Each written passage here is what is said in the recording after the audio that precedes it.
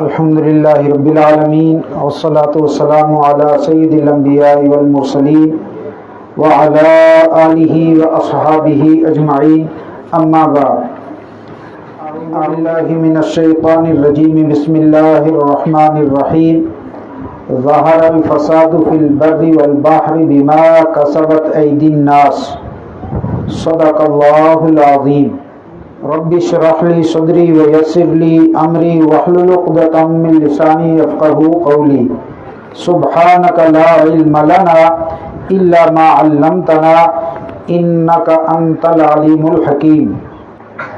السلام علیکم ورحمۃ اللہ وبرکاتہ۔ سب سے پہلے تو ہم سب اللہ رب العالمین کی حمد و ثنا کرتے ہیں اور اس کا شکر ادا کرتے ہیں کہ جو تمام کائنات کا خالق اور مالک ہے۔ الحمدللہ رب العالمین۔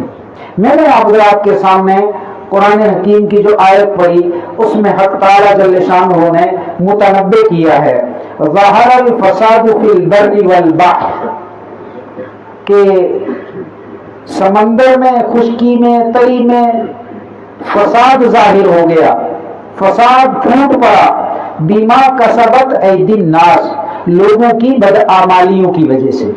سارے انسانوں کو اللہ فرما رہتے ہیں بما کسبت ایدی الناس، سب کے اعمال اب خراب ہو گئے تو پھر فساد پھوٹ پڑا۔ ہماری سب سے بڑی کمی کی بات یہ ہے کہ ہم ہر برائی کو دوسرے کے سر تھوپ دیتے ہیں۔ تو کائنات میں جو فساد برپا ہوتا ہے وہ انسانوں کی نافرمانی کی بنیاد پر ہوتا ہے، اور اس نافرمانی سے بچنے کا کیا طریقہ ہے، کیسے بچا جائے؟ قرآن حکیم نے اس پر ہم سب کو متنبع کیا اور فرمایا یا ایھا الذین آمنوا اتقوا اللہ حق تقاتہ ولا تموتن الا وانتم مسلمون۔ اے ایمان والو، اللہ سے ڈرو، اتقوا اللہ، تقوی اختیار کرو، کتنا حق کا تقاتی ہی، جتنا اس سے ڈرنے کا حق ہے۔ یہ جو تقوی ہے نا، تقوی، اس کو سن سن کر اب ہم بھی سن ہو گئے ہیں، سب کو پتا ہے کہ تقوی کس کو کہتے ہیں، حالانکہ شاید کسی کو پتا نہ ہو۔ فلاں آدمی بڑا متقی ہے، ذرا قرآن سے ہم پوچھیں کہ تقوی کسے کہتے ہیں؟ دیکھیے عربی کی جو ڈکشنری ہے نا، اس میں تقوی کے 3 معنی ہیں، اور سمجھانے کے لیے 3 ہیں، ویسے وہ سب ایک ہی معنی آخر میں بنتے ہیں۔ کہ تقوی کا ایک مطلب یہ ہے کہ اللہ تعالی سے ڈرنا، اور ایک مطلب یہ ہے کہ پرہیز کرنا، کسی چیز سے بچنا، اور شریعت میں اللہ کی نافرمانی سے بچنے کو تقوی کہتے ہیں۔ تو اللہ سے ڈرنا، اللہ کی نافرمانی سے بچنا، پرہیز کرنا۔ پھر اردو میں ہم ترجمہ کرتے ہیں تو کبھی کہہ دیتے ہیں پرہیزگار، کبھی کہہ دیتے ہیں نیکوکار، کبھی کہہ دیتے ہیں اللہ سے ڈرنے والا۔ تو اللہ سے جو ڈرے گا حقیقت میں تو وہ کبھی گناہ کرے گا؟ تو گناہ کو چھوڑنے والا ہو گیا۔ پرہیزگار یعنی خدا کی نافرمانی سے بچنے اور پرہیز کرنے والا۔ تو اللہ ارشاد فرماتے ہیں اے ایمان والو، اللہ سے ڈرو، کتنا؟ جتنا اس سے ڈرنے کا حق ہے۔ سیدنا ابو ہریرہ رضی اللہ تعالیٰ عنہ فرماتے ہیں کہ رسول اکرم صلی اللہ علیہ وسلم نے فرمایا من یأخذ عنی ہؤلاء الکلمات۔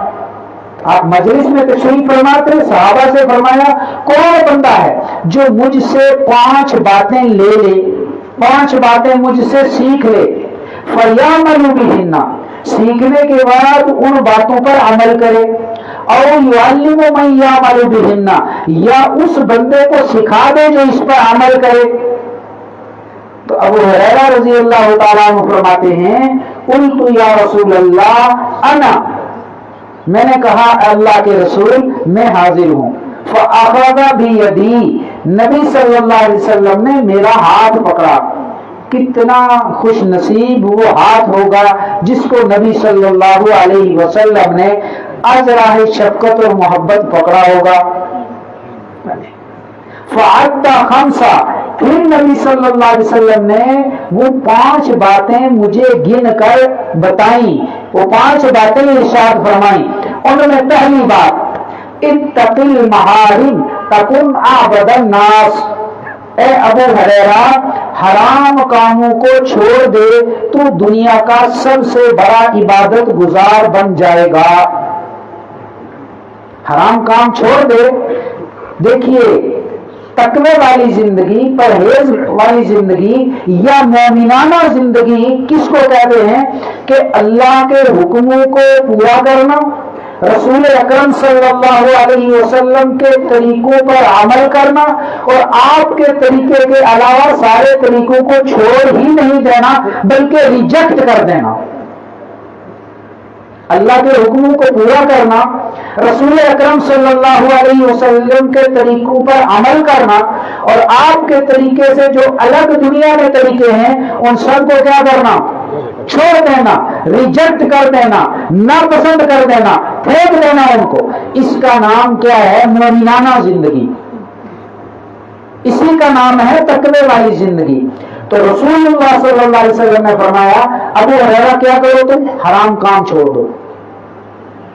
اب اللہ کے جو حکم ہے پورا کرنا وہ 2 طرح کے ہوتے ہیں، ایک تو معمول چیزوں پر عمل کرنا، جن کاموں کے کرنے کا اللہ نے حکم دیا ان کو بجا لانا ہے نہیں، اور ایک ہے جو محظور چیزیں ہیں، ممنوع چیزیں ہیں، ان سے پرہیز کرنا، بچنا، ان کو چھوڑ دینا۔ تو جن کا حکم ہے ان پر عمل کرنا، جن سے منع کیا گیا ہے ان سے بچنا، رک جانا، اس کا نام ہے تقوی والی زندگی۔ ہم پتہ کیا سمجھتے ہیں کہ جو آدمی عبادت گزار ہو، نماز پڑھتا ہے، اللہ سب کو توفیق عطا فرمائے، ذکر کرتا ہے، تسبیحات کی پابندی کرتا ہے، صدقہ خیرات کرتا ہے، ہم اس کو سمجھتے ہیں کہ یہ متقی ہے۔ میں علماء حضرات کی موجودگی میں آپ سے عرض کروں کہ اس کا نام تقوی نہیں ہے، یہ اس کی عابدانہ زندگی ہے، یہ عبادت گزار ہے۔ تقوی کا معنی یہ ہے کہ جن چیزوں سے منع کیا گیا ہے ان سے آپ رکیں، اور قرآن حکیم نے اس پر بار بار ہمیں متنبہ کیا ہے۔ ایک مثال عرض کروں آپ حضرات سے کہ ایک آدمی بہت عبادت کرتا ہے لیکن ساتھ میں وہ گناہ بھی خوب کرتا ہے، اور گناہ ایک ایسی نقصان دہ چیز ہے کہ جو نیکیوں کو ضائع کرتی رہتی ہے، نیکیوں کو ختم کرتی رہتی ہے۔ تو ظاہر سی بات ہے کہ جتنی نیکیاں کی گناہ نہیں چھوڑے تو بہت ساری نیکیاں تو گناہ کرنے کی وجہ سے ضائع ہو گئی، اور نامہ اعمال میں گناہ بھی جمع ہو رہے ہیں۔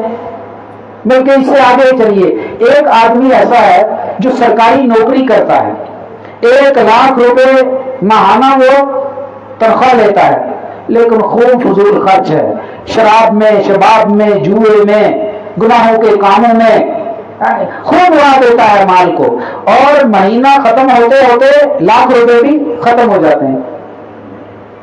اور اس کے مقابلے میں ایک آدمی ہے جو پرائیویٹ جاب کرتا ہے، 20,000 روپے وہ کماتا ہے، اور 10,000 میں اپنے گھر کا گزارا چلا لیتا ہے، اور 10,000 سیو کر لیتا ہے۔ جب سال ختم ہوگا تو اس لاکھ روپے کمانے والے کے پاس بینک بیلنس 0، اور 20,000 کمانے والے کے پاس 1,20,000 روپے بچ گئے، ہے نہیں؟ تو 90 میں کون رہا؟ جو 20,000 لیتا تھا یا 1 لاکھ لیتا تھا؟ بالکل یہی مثال ہے۔ ایک بندہ عبادت گزار ہے، نماز روزے کا پابند ہے، صدقہ اور خیرات کرتا ہے، لیکن اس عبادت کے ساتھ، صالح اعمال کے ساتھ ساتھ وہ گناہ نہیں چھوڑتا، تو کل قیامت میں جب دربار خداوندی میں حاضر ہوگا، اعمال کو تولے جانے کا مرحلہ آئے گا، تو قرآن حکیم میں فرمایا فَأَمَّا مَنْ ثَقُلَتْ مَوَازِينُهُ فَهُوَ فِي عِيشَةٍ رَاضِيَةٍ، کہ جس کے نیکیوں کے پلڑے اور وزن بھاری ہو گئے تو وہ من پسند آرام میں ہوگا، یعنی جنت اس کا ٹھکانہ ہوگا۔ وَأَمَّا مَنْ خَفَّتْ مَوَازِينُهُ فَأُمُّهُ هَاوِيَةٌ، تو جس کے وزن نیکیوں کے ہلکے پڑ جائیں گے اس کا ٹھکانہ جہنم ہوگا۔ نیکیاں کرتا تھا لیکن ساتھ میں گناہ کرتا تھا، دونوں تولے گے۔ یہ اس فضول اڑانے والے کی طرح جو 1 لاکھ ہر مہینے میں ختم کر دیتا ہے. نیکوکار ہے، عابد ہے، عبادت گزار ہے، متقی نہیں ہے، گناہ نہیں نہ چھوڑے، تقوی کے معنی نہیں پائے گے، پرہیز نہیں کی اس نے گناہ سے. تو اللہ تعالیٰ ہم سے ارشاد فرماتے ہیں اتقوا اللہ، اللہ سے ڈرو، یعنی خدا کا خوف دل میں بسا کر اس کی نافرمانی اور گناہ کے کاموں کو چھوڑ دو. تو نبی صلی اللہ علیہ وسلم نے فرمایا کہ تو ابو ہریرہ گناہ کو چھوڑ، دنیا کا بڑا عبادت گزار بنے گا. ایک آدمی صرف فرائض کو ادا کرتا ہے، واجبات کو ادا کرتا ہے، صدقہ اور خیرات میں صدقہ واجبہ، زکات، عشر وغیرہ دیتا ہے، اور نفلی صدقات پوری زندگی میں نہیں کرتا. نفلی نمازیں پوری زندگی اس نے نہیں پڑھی، نفلی روزے اس نے نہیں رکھے، فرائض اور واجبات کو اس نے ادا کیا اور لیکن گناہ سے بچ کر گیا. تو جب نامہ اعمال کھلے گا تو اعمال میں نامہ میں کیا ہوگا؟ صرف نیکیاں. تو کہاں جائے گا؟ اس کو کوئی جنت میں جانے سے روک سکتا ہے ہی نیکی اس کے نامہ اعمال میں. اس کو رسول اکرم صلی اللہ علیہ وسلم نے فرمایا حرام کاموں کو چھوڑو، اس لیے کہ یہ جو آیت میں نے آپ لوگ کے سامنے پڑھی وہ اسی طرح اشارہ کر رہی ہے کہ فساد زمین میں برپا ہو گیا لوگوں کی کمائی کی وجہ سے. کیا کمائی؟ خدا کی نافرمانیاں، گناہ کے کام، خدا کے ساتھ بغاوت. یہ گناہ میں حد سے گزر جانا یہ خدا کے ساتھ بغاوت ہے، اور اس کی وجہ سے زمین میں فساد برپا ہو گیا. کل عالم میں یہ حالت ہوگی، سارا عالم فساد کا مرکز بنے گا. ملک میں ہوگی تو ملک میں فسادات پھوٹیں گے، ریاست میں ایسا ہوگا تو ریاست میں فسادات پھوٹیں گے، گاؤں اور گھر میں یہ ہوگا تو وہ گھر برباد ہوگا، وہ گاؤں برباد ہوگا. اللہ کو بغاوت قطعاً پسند نہیں. تو میرے بھائیوں، بزرگوں، دوستوں، معاشرے کی اصلاح کا جو سب سے پہلا زینہ ہے، پہلی اینٹ ہے، وہ اللہ کی نافرمانی کو چھوڑ دینا ہے. اللہ مجھے بھی توفیق عطا فرمائے، آپ کو بھی توفیق عطا فرمائے. کریں گے انشاءاللہ ایسا؟ ارادہ کریں، کم سے کم یہ ارادہ کریں کہ انشاءاللہ کبیرہ گناہ نہیں کریں گے. ان تجتنبوا کبائر ما تنہون عنہ نکفر عنکم سیئاتکم. اگر بڑے بڑے گناہوں کو چھوڑ دو گے تو پھر چھوٹے گناہوں کو ہم خود ہی مٹا دیں گے. کبیرہ گناہ چھوڑ دو، صغیرہ کرو گے تو ہم ان کی برکت سے مٹا دیں گے. عوامی مجمع ہے کیونکہ اور بہت آسان لفظوں میں بات کرنی ہے، اس لیے عرض کر دوں کہ کچھ صغیرہ گناہ نیکیاں کرنے سے معاف ہوتے ہیں. آپ نے وضو کیا، بہت سارے صغیرہ گناہ معاف ہو گئے. نماز پڑھی، بہت سارے صغیرہ گناہ معاف ہو گئے. اور آپ نے کوئی گناہ نہیں کیا تو اللہ اس کی برکت سے صغیرہ گناہ جو ہوا ہے اس کو معاف کر دیں گے. بلکہ رب کائنات نے کرم پر کرم فرمایا. ملائکۃ اللہ میں سے کچھ ایسے ہیں، اللہ کے فرشتوں میں کچھ فرشتے ایسے ہیں کہ جن کی عبادت اور ڈیوٹی صرف یہ ہے وَيَسْتَغْفِرُونَ لِمَنْ فِي الْأَرْضِ، اہل زمین کے لیے استغفار کرتے رہتے ہیں. کیا؟ اے اللہ ایمان والوں کی بخشش فرما دے، ان کے گناہ معاف فرما دے. قیامت میں کچھ لوگ ایسے ہوں گے کہ جن کی بخشش اور مغفرت ملائکۃ اللہ کی ان کے حق میں دعا کی قبولیت ذریعہ بخشش بنے گی. تو گناہ کو چھوڑنے والی زندگی اگر ہم اختیار کر جائیں تو میرے بھائیوں، بزرگوں اور دوستوں، جس ملک میں یہ کیفیت ہوگی وہ ملک ترقی کرے گا، اس ملک میں امن ہوگا، چین ہوگا، یعنی برکت ہوگی. تو گناہ چھوڑی ہوئی زندگی کو کیا کہتے ہیں؟ تقوی والی زندگی. اور اللہ تعالیٰ کی ذات کیسی ذات ہے؟ سچی ذات. ہمیں کوئی شک ہے اس میں؟ اور اللہ کا قرآن اور کلام یہ بھی سچا ہے، اور اللہ کی بات بھی سچی ہے. تو حق تعالیٰ جل شانہ نے ارشاد فرمایا کہ جو بندہ تقوی اختیار کرے، میں پھر دہراتا ہوں، جو اللہ کے خوف سے گناہ کو چھوڑ کر زندگی گزارے، وَمَن يَتَّقِ اللَّهَ يَجْعَل لَّهُ مَخْرَجًا وَيَرْزُقْهُ مِنْ حَيْثُ لَا يَحْتَسِبُ. میں نے اس لیے آپ سے پوچھا اللہ سچے ہیں کہ نہیں، اور اللہ کا کلام اور اللہ کی بات اور اللہ کے وعدے یہ سارے سچے ہیں، اللہ کی قسم. تو جو بندہ گناہ کو چھوڑ کر زندگی گزارے گا تو اس کو اللہ تعالیٰ 5 قسم کے انعامات سے نوازیں گے. کتنے؟ 5 قسم کے انعامات سے. پہلا انعام یجعل لہ مخرجا، اللہ تعالیٰ ہر تنگی سے نکلنے کے لیے کوئی راستہ اس کے سامنے کر دیں گے، بچا لیں گے، کوئی سبیل نکل آئے گی کہ ہر تنگی سے وہ نکلے گا. اور علماء حضرات تشریف فرمائیں، اس تنگی سے مراد کوئی صرف دنیا کی تنگی نہیں ہے. کھول کر اگر آپ ترجمہ کریں تو اللہ اس کے لیے دنیا اور آخرت کی ساری تنگیوں سے نکلنے کا راستہ نکال دیں گے. اس سے بڑا کوئی انعام ہے؟ ہر بندہ پریشان ہے، ٹینشن کا شکار. ایک اللہ والے بہت جلیل عالم وہ ایک دفعہ فرما رہے تھے کہ ایک آدمی نے مجھ سے سوال کیا کہ حضرت یہ عربی میں ٹینشن کو کیا کہتے ہیں؟ یعنی ایک ایک معنی کے لیے عربی میں تو کئی الفاظ ہیں، ایک چیز کا نام یعنی 10 بلکہ بعض ایسی چیزیں ہیں کہ ان کے لیے 500 الفاظ ہیں ڈکشنری میں ایک چیز کے لیے. تو اس کے لیے آپ کہہ رہے ہیں، وہ کہتے ہیں جناب یہ عربی میں ٹینشن ہی نہیں تھی، قرآن جو زبان لے کر آیا تھا نا اس کی تعلیمات کو اپنانے والوں کو کبھی ٹینشن نہیں ہوتی. یہ ان زبانوں کے الفاظ ہیں کہ جہاں سب کچھ ہوتے ہوئے بھی ٹینشن ہے. تو ٹینشن فری زندگی ہم تمہیں عطا کریں گے. یجعل لہ مخرجا، دنیا میں جب کوئی مشکل آئے گی ہم آسانی پیدا کریں گے، اور قبر میں مشکل آئے گی ہم قبر میں آسانی پیدا کریں گے، اور آخرت میں مشکل آئے گی اور ہم تمہارے لیے آسانی پیدا کریں گے. کرنا کیا ہے؟ تقوی والی زندگی. خدا کو ناراض کرنے والا کوئی عمل نہیں کرنا ہے. وَيَرْزُقُهُ مِنْ حَيْثُ لَا يَحْتَسِبُ، اور ایسی جگہ سے تمہیں رزق عطا فرمائیں گے جہاں سے تمہیں گمان بھی نہیں ہوگا. پھر میں عرض کروں گا علماء کی موجودگی میں، یہ جو رزق ہے نا، رزق ہم اپنے گوجری میں، پہاڑی میں، کشمیری میں، پنجابی میں رزق کہتے ہیں کھانے پینے کی چیزوں کو. عربی زبان میں رزق صرف کھانے کی چیزوں کو نہیں کہتے، تمام ضروریات کو. روپیہ پیسہ رزق، اچھا مکان رزق، اولاد رزق، لباس رزق، زمین رزق، کھانے پینے کی ساری، یعنی تمہاری تمام جو تمہاری ضروریات ہیں ہم ان کا تکفل ایسی جگہ سے کریں گے کہ تمہیں کبھی گمان بھی نہیں ہوا ہوگا کہ یہاں سے بھی میری ضرورت پوری ہو سکتی ہے. اور یہ جو تمہاری ضرورت ہے یہ صرف دنیاوی نہیں، دنیا اور آخرت کی ساری ضرورتیں. مسائل حل ہو گئے کہ نہیں؟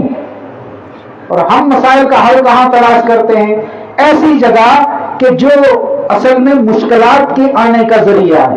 وہ ایک بہت بڑے عالم، اللہ ان کو جزائے خیر عطا فرمائے، اللہ ان کی قبر کو نور سے منور فرمائے. تو ایک سیٹھ صاحب بڑے رعونت آمیز لہجے میں، متکبرانہ انداز میں ان کے درس میں کچھ دیر بیٹھے، حضرت بخاری شریف پڑھا رہے تھے. تو کہنے لگے مولوی صاحب یورپ والے چاند پر پہنچ گئے اور آپ ابھی بخاری ہی پڑھا رہے ہو. اتقی من فراست المؤمن، مومن کی سمجھداری سے ڈرو. مولوی اتنے بیوقوف نہیں ہوتے، اللہ دستگیری فرماتے ہیں اور جواب دینا ان کو آتا ہے. ہاں کبھی کبھی حکمت کی وجہ سے وہ جواب نہیں بھی دیتے، حکمت کا تقاضا، عقل مندی کا تقاضا ہے نہیں. تو انہوں نے کہا اچھا آپ نے کبھی بخاری پڑھی ہے؟ جی میں نے تو نہیں. اور پڑھائی کبھی نہیں؟ میں جانتا ہی نہیں. تو چاند پر تو آپ گئے ہوں گے نا؟ پھر جی میں چاند پر نہیں گیا. تو یار یورپ والے چاند پر چلے گئے اور میں بخاری پڑھا رہا ہوں، اور تم کتنے بیوقوف آدمی ہو، نہ بخاری پڑھی پڑھائی نہ چاند پر گئے.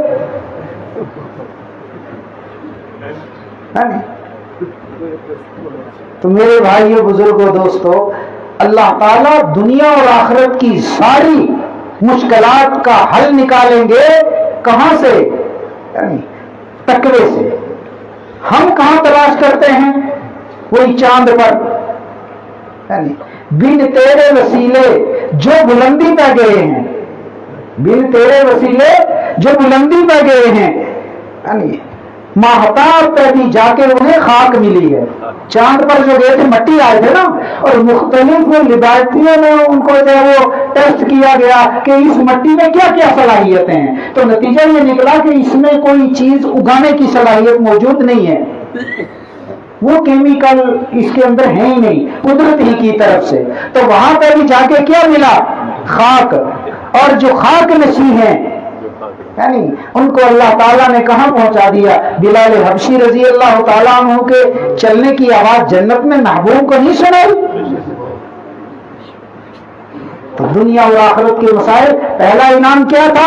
ہر مشکل اور تنگی سے, دنیا کی تنگی ہو آخرت کی تنگی ہو, تقوی اختیار کرو, تنگی میں سے راستہ نکالیں گے آسانی کا, اور ایسی جگہ سے تمہاری ضرورتیں پوری کریں گے جہاں سے کبھی تمہیں گمان بھی.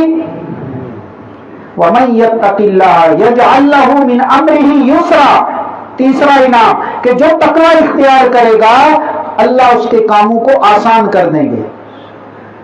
کبھی کام ہوتا ہے مشکل کے ساتھ, لیکن اللہ فرماتے ہیں کہ کاموں کو ہم آسانی سے حل کر دیں گے. یہ تیسرا انعام تھا. وَمَن يَتَّقِ اللَّهَ يُكَفِّرْ عَنْهُ سَيِّئَاتِهِ.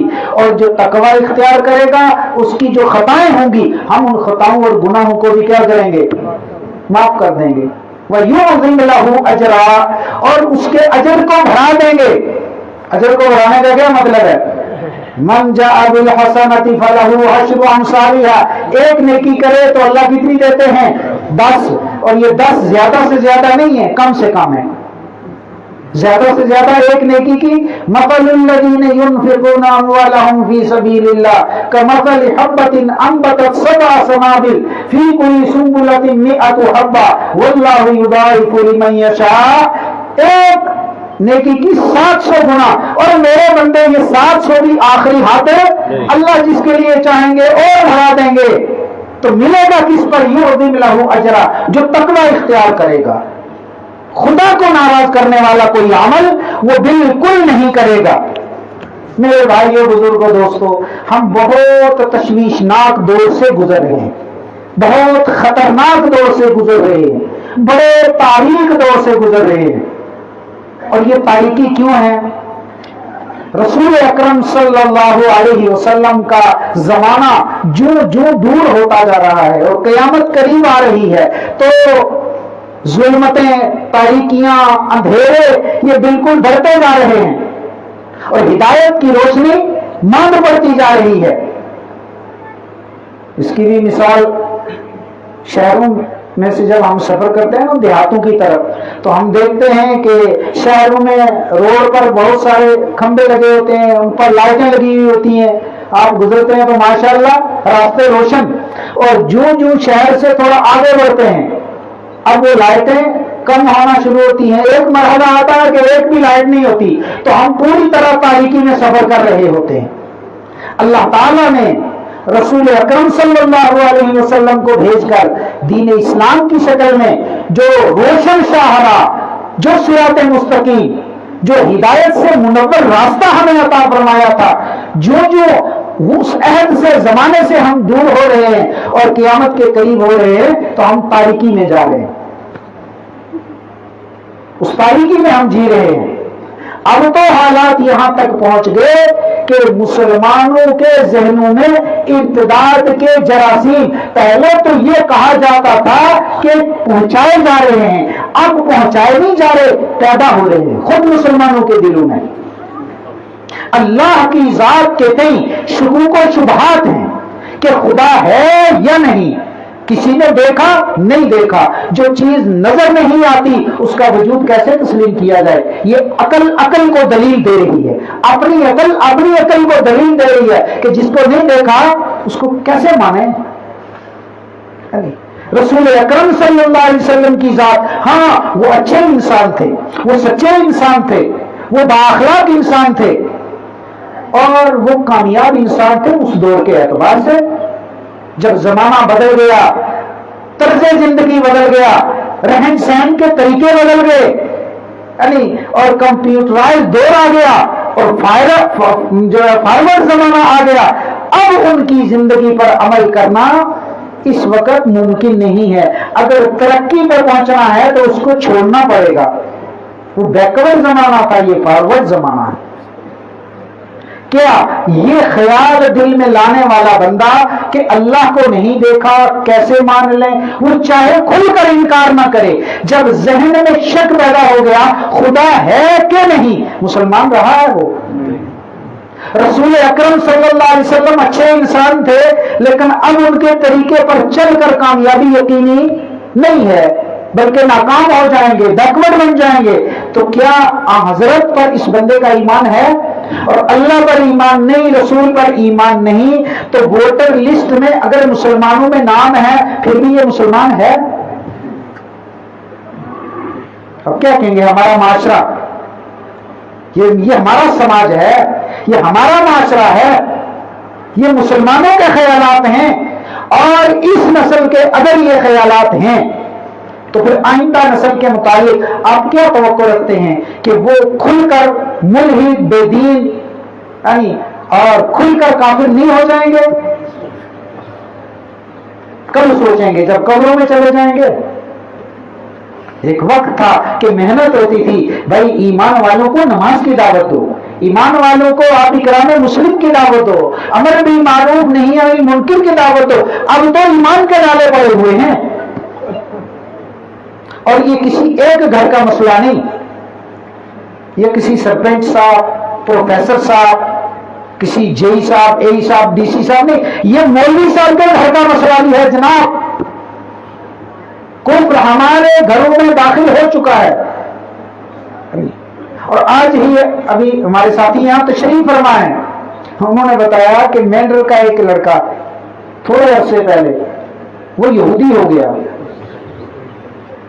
اور انہوں نے بہت ساری رقم اس کو آفر ہی نہیں کی بلکہ ادا بھی کر دی، پھر ایک چپ بھی اس کے ساتھ انہوں نے لگا دی اس کے جسم پر، اور پوری طرح 24 گھنٹے میں اس کی نگرانی کرنا شروع کی، وہ ان کے کنٹرول میں رہا۔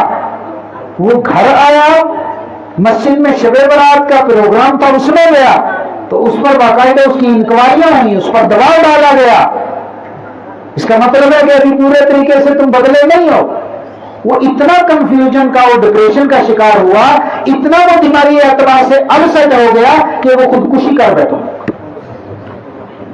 لیکن میرے بھائیو، بزرگوں، دوستو، میں مفتی اقبال صاحب سے نہیں پوچھ رہا، میں آپ جو بالکل عالم نہیں ہیں ان سے پوچھتا ہوں، آپ کیا سمجھتے ہیں وہ ایمان پر مرا؟ برباد ہو گئے ہم، اور اللہ کی قسم، مولوی صاحب ہوں یا مفتی صاحب ہوں، پروفیسر صاحب ہوں یا ڈی سی صاحب ہوں، اگر فکر نہ کی گئی تو قرآن حکیم کی وہ آیت اس کو اپنے لیے خدا کے عذاب کا ایک الارم سمجھیے، وَإِن تَتَوَلَّوْا يَسْتَبْدِلْ قَوْمًا غَيْرَكُمْ، اگر تم تبدیل ہو گئے اور تم نے دین کو چھوڑ دیا تو اللہ تمہارا سودا کسی دوسری قوم سے کریں گے، تبدیل کر دیں گے۔ کیا مطلب ہے؟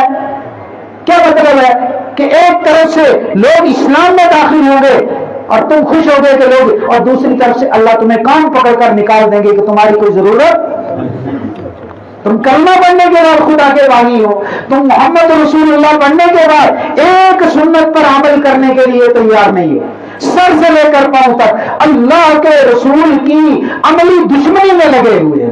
اور ایک تو یہ تھا کہ کبھی کبھار بندہ عمل نہیں کرتا تھا، اب تو مذاق اڑائے جا رہے ہیں۔ ایک کالج کا پڑھا ہوا ہمارا نوجوان، ماشاءاللہ سنت کے مطابق اس نے لباس پہنا ہوا اور ٹخنوں سے شلوار اوپر ہے، اور گھر کی ایک نوجوان، اس کی ہی بہن، کزن ہے یا حقیقی ہے، وہ ویڈیو بنا رہی ہے اور اپنے شوہر کو ملک سے باہر فون کر رہی ہے اور کہہ رہی ہے کہ یہ دیکھو، یہ جو ہے وہ گوبر ڈالنے جا رہا ہے، یعنی اتنی شلوار اوپر کر کے گوبر، اور جا رہا تھا مسجد میں وہ اذان پڑھنے۔ یہ ہے مسلمان۔ ہماری حالت اس قدر بگڑ چکی ہے کہ ذہنی طور پر ہم ارتداد کا شکار ہو چکے ہیں، اسی کو تو ذہنی ارتداد کہتے ہیں۔ اس لیے میرے بھائیو، بزرگوں، دوستو، آئندہ نسلوں کی اگر فکر نہ کی گئی تو پھر اندھیرا ہی اندھیرا نظر آتا ہے۔ اور اس کا طریقہ کیا ہے کہ علماء دین سے اپنے آپ کو جوڑا جائے، قرآن اور سنت سے اپنے آپ کو وابستہ کیا جائے، اس کے علاوہ کوئی اس کا حل نہیں ہے۔ اصحاب رسول جہلائے عرب تھے، درندے تھے، وہ انسانیت کے اور سماج کے دشمن تھے، کوئی برائی ایسی نہیں تھی جو نہ پائی جاتی ہو، لیکن جب قرآن سے جڑے، نبی سے جڑے، تو پھر وہ جہلائے عرب سے مقام صحابیت تک پہنچے۔ ہمیں اللہ نے دولت ایمان عطا فرمائی ہے، اور اس کے لیے بزرگان دین، صلحائے امت، علماء دین فرماتے ہیں کہ اگر اس فسق و فجور والی اور بغاوت والی اور نافرمانی والی اور ذہنی ارتدال والی زندگی کو بدلنا ہے تو بہت سارے طریقے ہیں، ان میں بطور خاص 2 طریقے ایسے ہیں کہ ان کو عمل میں لانا چاہیے۔ ایک تو یہ ہے کہ موت کو کثرت سے یاد کیا جائے۔ رسول اللہ صلی اللہ علیہ وسلم نے فرمایا، لذتوں کو توڑنے والی چیز موت کو کثرت سے یاد کیا کرو، خوب یاد کرے۔ آدمی تنہائی میں بیٹھے، آنکھیں بند کرے اور سوچے اسرائیل میرے پاس آئے ہیں، میری روح قبض کر لی گئی ہے، میں مر گیا، میرے کپڑے اتارے جا رہے ہیں، مجھ کو تختے پر لٹا کر غسل دیا جا رہا ہے، کفن پہنایا جا رہا ہے، جنازہ اٹھ گیا ہے، نماز جنازہ پڑھی گئی ہے، قبر میں رکھا گیا ہے، اوپر سے قبر کو بند کر دیا گیا ہے، اور اب میں بیدار ہوا ہوں اور اللہ کے ملائک میرے پاس آئے ہیں اور مجھ سے پوچھ رہے ہیں من ربو کا۔ تصور کریں ذرا، ایک بچھو، ایک سانپ نکل آئے اور دنیا کا بڑا طاقتور بندہ یہ قبر میں پہنچا ہوا تو کیا کر لے گا وہ؟ کوئی تدبیر ہے اس کے پاس بچنے کی؟ سارا تکبر ایک پلک جھپکنے میں خاک میں مل جائے گا۔ کیا کر لے گا؟ خدا کا مقابلہ کوئی کر سکتا ہے؟ اور دوسرے بہت اہم بات ہے، آپ یاد رکھیں، اللہ مجھے بھی یاد رکھنے کی توفیق عطا فرمائے، آپ کو بھی، کہ اللہ کی نعمتوں کا خوب مراقبہ کیا جائے۔ اللہ کی نعمتوں کا، اور وہ کیسے؟ آنکھیں بند کریں آپ، اور ہر بندہ یاد رکھیے دنیا کے کروڑوں انسانوں سے وہ بہتر ہے، 1-2 سے نہیں، کروڑوں انسانوں سے بہتر ہے۔ اللہ نے مجھے آپ کو اچھی شکل اور صورت عطا فرمائی۔ آپ دنیا میں دیکھتے نہیں ہیں کہ دنیا میں کوئی ایسا بندہ ہے جس کی ایک آنکھ ضائع ہو گئی ہے، پھوٹ گئی ہے، کسی کی دونوں آنکھیں نہیں ہیں۔ مجھے آپ کو اللہ نے 2 بازو عطا فرمائے، تندرست و توانا۔ آپ نے معاشرے میں دیکھے ہوں گے، کسی کا ایک بازو کٹا ہے، کسی کے 2 بازو کٹے ہیں، کسی کا 1 پاؤں کٹا ہے، کسی کے 2 پاؤں کٹے ہیں۔ ہمیں دماغ دیا، بہت سارے لوگ ایسے ہیں جو پاگل مجنون دیوانے ہیں بیچارے، کھانے کی چیز میں اور نجاست میں فرق نہیں کر سکتے بیچارے، سردی گرمی کا احساس انہیں نہیں ہوتا۔ مجھے اور آپ کو اللہ تعالیٰ نے صحت، تندرستی، توانائی عطا کر کے علم کی دولت عطا فرمائی ہے۔ بہت سارے جاہل لوگ ہیں بیچارے جن کو کچھ سمجھ میں نہیں آتا۔ مجھے آپ کو اللہ تعالیٰ نے پہننے کے لیے بہترین لباس عطا فرمایا، اور بہت سارے لوگ ایسے ہیں پوری زندگی پورا لباس ان کو نصیب نہیں ہوا۔ مجھے آپ کو اللہ تعالیٰ نے رہنے کے لیے چھت عطا فرمائی ہے، بہت سارے لوگ جھگیوں میں پوری زندگی گزار دیتے ہیں۔ مجھے آپ کو اللہ تعالیٰ نے اولاد کی نعمت عطا فرمائی ہے، بہت سارے بے اولاد دنیا سے چلے گئے۔ اچھے ماں باپ، ایمان والے ماں باپ کے گھر میں اللہ نے پیدا فرمایا ہے، مسجد کی دولت عطا فرمائی ہے، مدارس کی دولت عطا فرمائی ہے، علماء کی دولت عطا فرمائی ہے، بے شمار نعمتیں ہیں جن کو ہم اگر گنیں تو اگر آپ اندھے، اپاہج، معذور، آنکھ پھوٹے اور بازو کٹے اور پاؤں کٹے اور پاگل اور مجنون اور دیوانوں کی ایک فہرست بنائیں تو کیا دنیا میں کروڑوں نہیں ہوں گے؟ کروڑوں تو ہوں گے نا۔ تو کیا مجھے آپ کو اللہ تعالیٰ نے کروڑوں انسانوں سے بہتر نہیں بنایا؟ پھر بھی اللہ سے شکوے شکایت، ایسی اندھی دوڑ لگی ہے کہ ہر آدمی قرآن نے تو فرمایا تھا فاستبقوا الخیرات، نیکیوں میں ایک دوسرے سے سبقت کرو، اور یہاں کیا ہے؟ فاستبقوا المنکرات پر عمل ہو رہا ہے، برائیوں میں۔ ہر آدمی دوسرے کو دیکھ کر اللہ کی دی ہوئی نعمتوں کو چھوڑ کر، اللہ نے گاڑی دی ہے لیکن دوسرے کی اچھی گاڑی دیکھ کر منہ میں پانی آ رہا ہے، پھر اس کے لیے لون لے گا۔ یہ قرآن حکیم میں سود پر تقریباً 16 آیات ہیں. ارے ایک آیت ہوتی تو سود کے حرام ہونے کے لیے کافی تھی. اور میں تو سوچا کرتا ہوں کبھی کبھی کہ ہمارے معاشرے میں ایک دور تو وہ تھا کہ ملازم آدمی کو سماج کا مالدار آدمی شمار کیا جاتا تھا، اور آج کل ملازم غریب، دونوں میاں بیوی ملازم ہیں اور دونوں نے 10-10 لاکھ روپے لون لے رکھا ہے، اور بیچارے کوئی بھکاری آتا ہے تو اندر سے تو جی چاہتا ہے لیکن دینے کے لیے پیسے نہیں ہیں، کہہ بھی نہیں سکتے. سود کی اس غربت میں ایسے مبتلا ہو گئے کہ اللہ تعالیٰ نے ان کی زندگی ہی کو عجیبن کر دیا. اور اسی طرح جب تک زندہ رہیں گے قرضے کے بوجھ کے نیچے دبے رہیں گے. تو میرے بھائی اور بزرگوں دوستو، اللہ نے جو نعمتیں دے رکھی ہیں ان کو یاد کریں. فاذکروا آلاء اللہ، اللہ کی نعمتوں کو یاد کیا کرو اور ان پر شکر ادا کیا کرو کہ اللہ نے مجھے اتنی نعمتیں عطا فرما رکھی ہیں. اور لئن شکرتم لازیدنکم، اگر نعمتوں کا شکر ادا کرو گے تو اللہ فرماتے ہیں نعمتوں میں اضافہ ہوگا. تو ایمان کی نعمت پر شکر، اور اس کے علاوہ جتنی نعمتیں میں نے گن کر بتائیں، اور پھر ان گنت نعمتیں جن کا ہمیں کبھی خیال بھی نہیں آتا، ہمیں پتہ بھی نہیں ہے کہ وہ نعمتیں اللہ نے دے رکھی ہیں. اور سب پر بھی جو مجھے معلوم ہے ان پر تیرا شکر، جو مجھے معلوم نہیں ان پر تیرا شکر. یہ زینہ ہے اپنے ایمان پر ثابت قدمی کا، اور یہ مراقبہ ذریعہ ہے خدا کی نعمتوں کی شکر گزاری کا. اور میرے بھائی اور بزرگوں دوستو، آج ہی عہد کریں کہ انشاءاللہ آئندہ ہماری جو نسلیں ہیں ان کو ہم دین کے ساتھ وابستہ کریں گے، ورنہ ایسا نہ ہو کہ آئندہ نسلوں کے کفر کے ذمہ دار ہم بن جائیں. اللہ تعالی ہم سب کی حفاظت فرمائے. ایک عمل یہ کیا کریں کہ دعا کے معاملے میں ہم بہت غافل ہیں. اللہ تعالیٰ سے دعا کریں. دنیا میں جو کچھ ہو رہا ہے اور آپ دیکھتے ہیں یہ سارا کچھ کفر کی سازش تو یہ ہے کہ یہاں بھی ہو. اس سے پہلے کہ وہ حالات ہمارے اوپر آئیں، ہم اتنا نہیں کر سکتے کہ اللہ تعالیٰ سے امن اور عافیت مانگیں. دعا بھائی عبادت ہے. وقال ربکم ادعونی استجب لکم، آپ کے رب نے حکم دیا کہ مجھ سے دعا کیا کرو، میں تمہاری دعاؤں کو قبول کروں گا. ان الذین یستکبرون عن عبادتی سیدخلون جہنم داخرین، جو میری عبادت یعنی دعا کے معاملے میں تکبر کرتے ہیں، نہیں مانتے مجھ سے، ان قریب وہ جہنم میں داخل ہوں گے.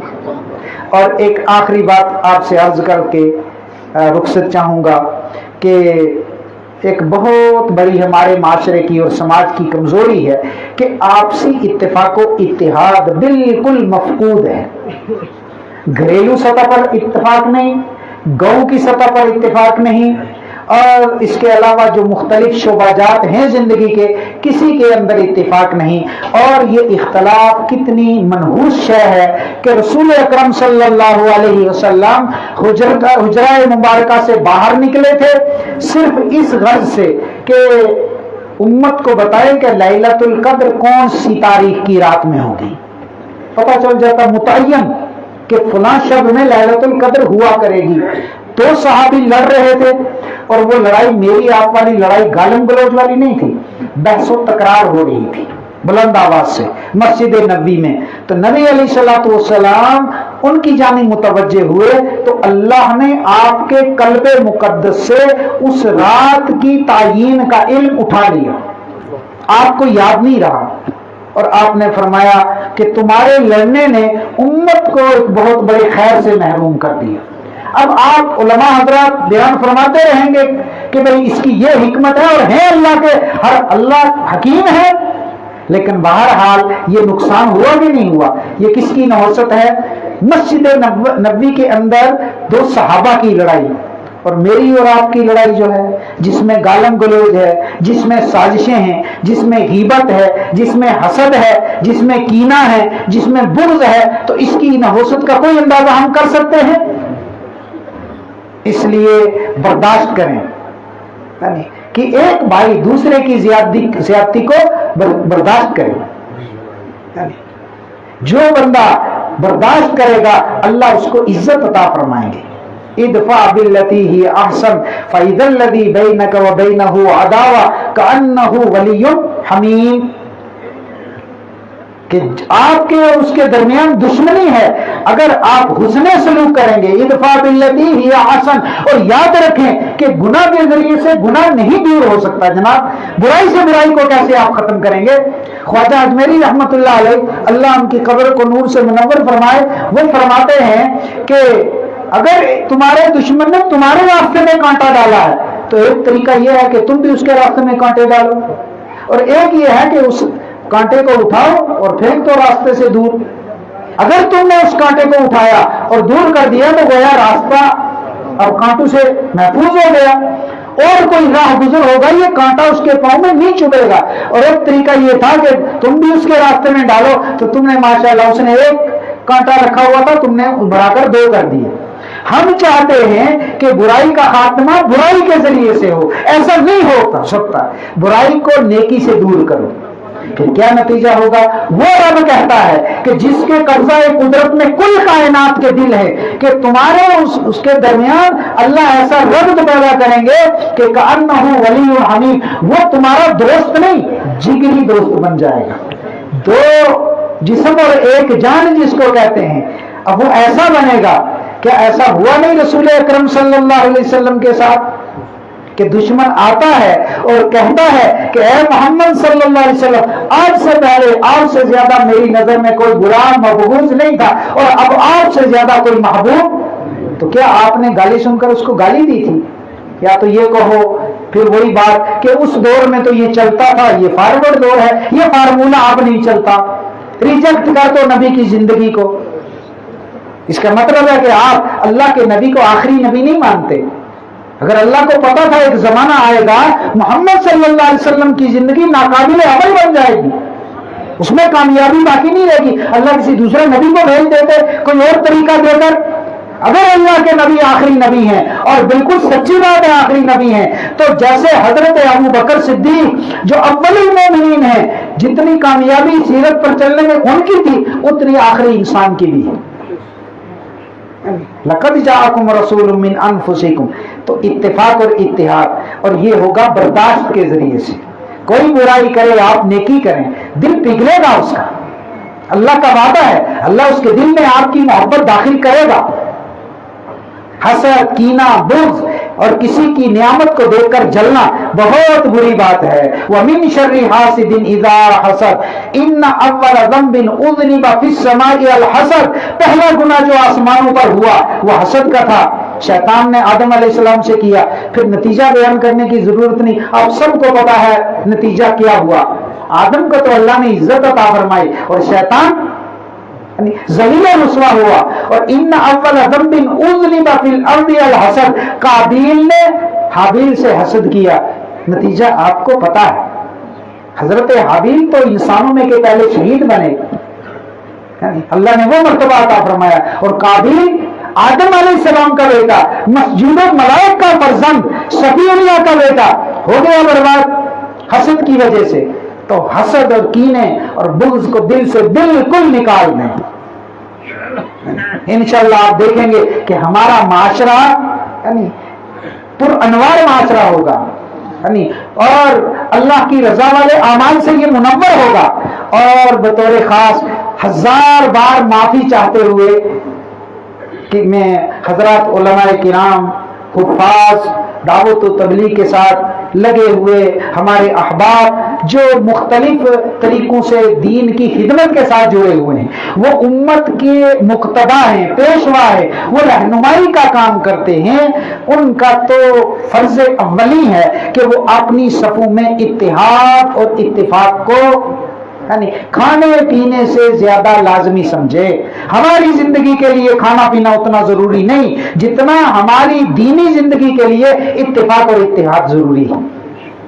بہت نقصان دہ بات ہے، بڑی محرومی کی بات ہے، اور عوام میں کہنا مناسب تو نہیں لگتا، لیکن میں پھر بھی معافی چاہتے ہوئے حضرات علماء کرام سے کہوں گا کہ ایک دوسرے کا بہت احترام کریں۔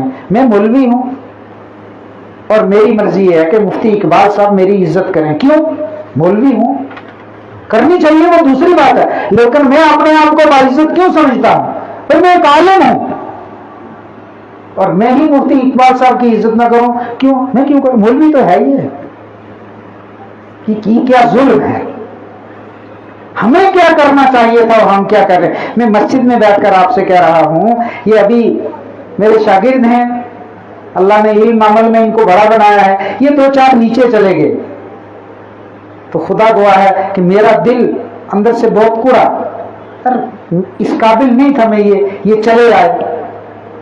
شکر تو میں اس پر اللہ کا ادا کرتا ہوں، لیکن اگر یہ نہ جاتے تو میرا دل خوش ہوتا ہے، یہ گئے اندر سے مجھے میرا دل تھوڑا سا تنگ ہوا۔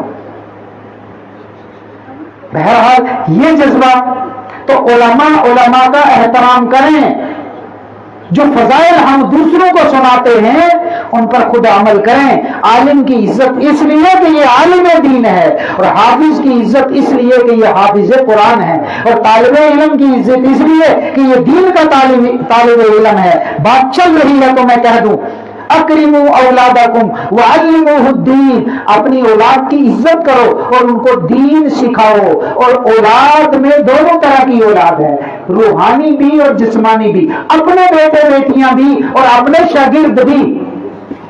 اساتذہ حضرات سے کہوں گا کہ اگر استاد مشفق نہیں ہے تو وہ چھوڑ دے اس پیشے کو، چھوڑ دے اس پیشے کو۔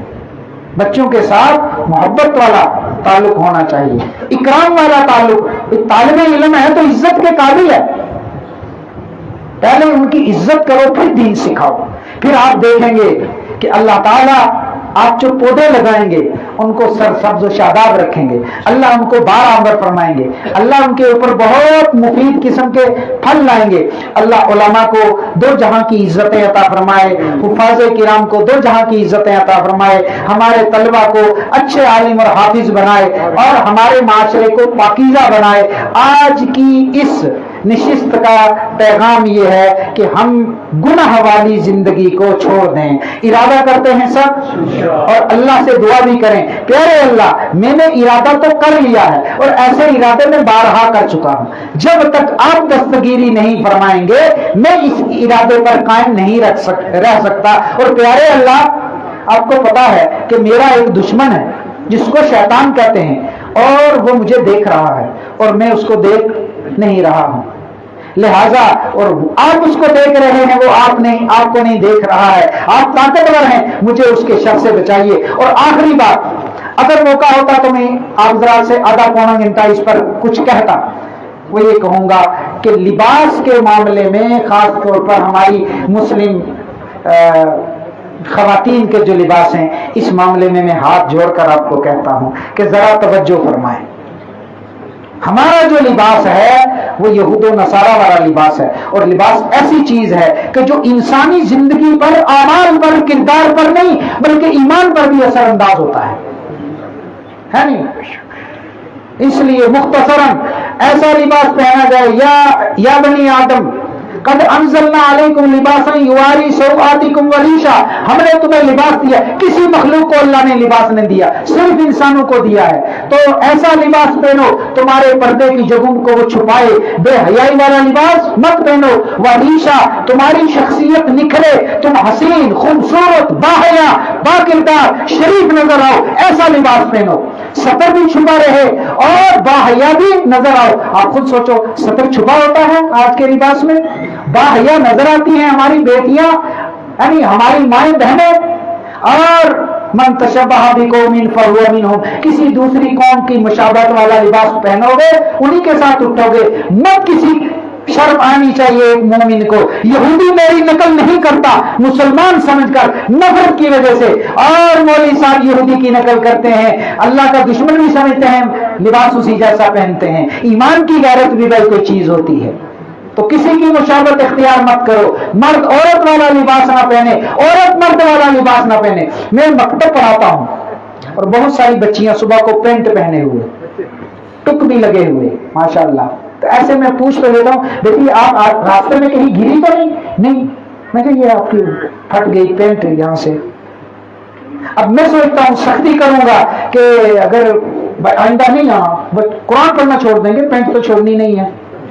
علماء کتنے پریشان ہیں اور کتنے لاچار اور مجبور ہیں، اور کس طرح سے آپ کے بچوں کے پاس قرآن پہنچا رہے ہیں۔ خدا کے واسطے کچھ رحم کرو، اور ہر آدمی اپنے گھر کی خبر لے، ورنہ ہم مارے جائیں گے اور یہ کفر کا آغاز ہمارے گھروں سے ہوگا۔ اللہ ہم سب کو عمل کی توفیق عطا فرمائے، جو کہا گیا سنا گیا اس کو اللہ قبول فرمائے، اور جو ارادے ہم نے کیے اللہ ہم سب کو اس پر استقامت کی توفیق عطا فرمائے۔ وآخر دعوانا ان الحمد للہ رب العالمین۔